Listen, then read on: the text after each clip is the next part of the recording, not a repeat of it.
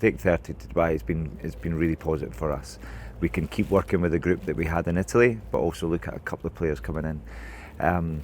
Katie Martinson will be an addition into the squad, and Katie was a really interesting one, obviously with the World Rugby regulations that if you haven't played for a national team previously within 3 years, they can come back.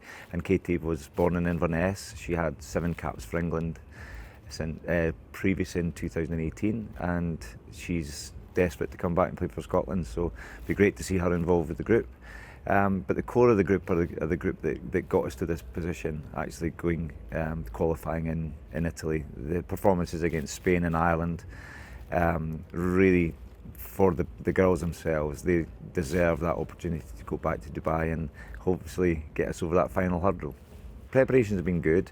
We have not really changed an awful lot since being in Italy. We've got a recipe for success at the moment in terms of how we're playing. We've tweaked a few things, we've added a few things, but really pleased with preparation. Since we came back from Parma, we did have a little bit of time off, but over that time period, myself and Ellen Dixon, our team manager, we met with every single player. Now we've got a performance squad of 32 players. And those meetings were about how we can support them as individuals and how we can get the best out of them on the field, but also how we can help them off the field.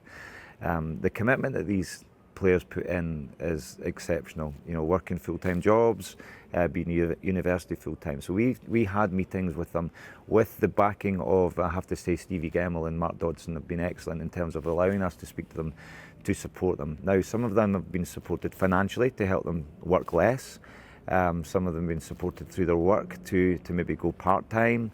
And universities have been spoken to as well. So there have been different ways of support.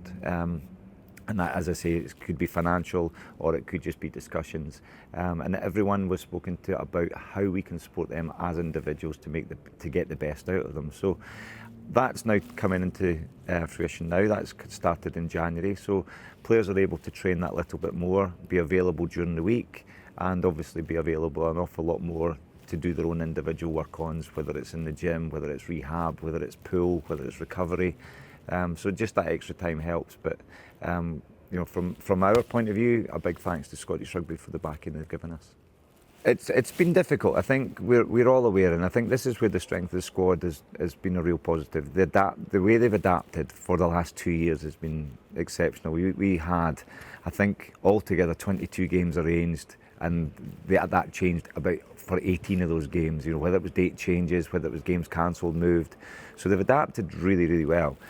So the change from 5 teams to 3 teams with Samoa and Hong Kong, unfortunately for them pulling out, it will give challenges in terms of whether it's complacency about, all right, well, they're teams that we should be beating. That won't happen. We had we played Japan recently and became complacent when Japan went down to 14 players. And that was a really good lesson for us. And it's something that we have talked about. We've said that we went into Italy as 4th seed and we qualified. So why would us as top seed expect to qualify when we get to Dubai unless we get our processes right? So we've concentrated a lot on processes rather than outcome.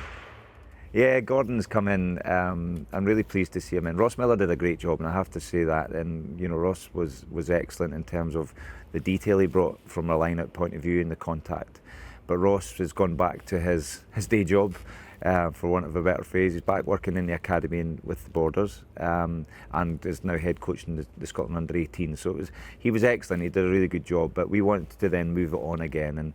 And Gordon is somebody that I've worked with over the years, with Scotland age grade teams over the years. He's been working Super 6 with Boroughmuir Bears as well. So he's got an awful lot of experience. So what Gordon will do is he'll use that experience, but just add on from where Ross left off. And for me, it's a really good addition to this group.